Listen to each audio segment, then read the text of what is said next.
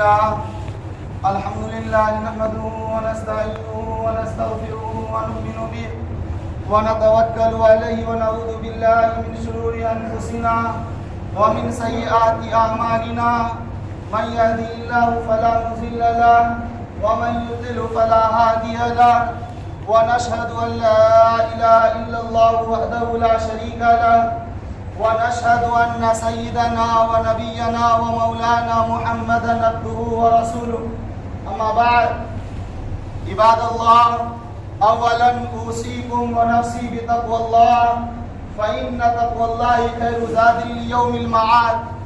أيها المسلمون، قال الله تبارك وتعالى إن عدة الشهور عند الله 12 شهرا في كتاب الله يوم خلق السماوات والأرض منها 4 حرم ذلك الدين القيم فلا تظلموا فيهن أنفسكم.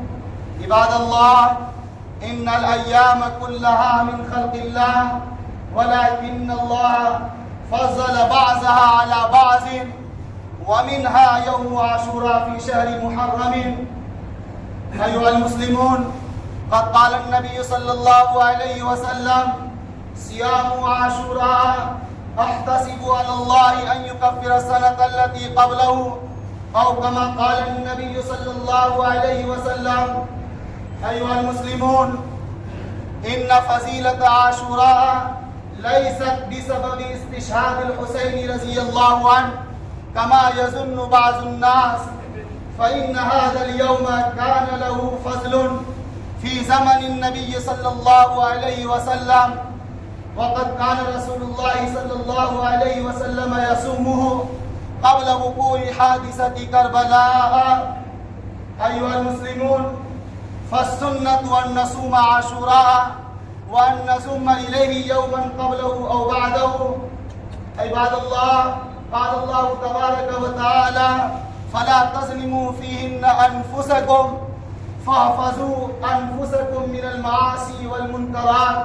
نسأل الله تبارك وتعالى أن يوفقنا لاتباع سنة نبيه صلى الله عليه وسلم وأن يجعلنا من أهل الحق والهدى. بارك الله لنا ولكم في القرآن العظيم ونفعنا وإياكم بالآيات والذكر الحكيم.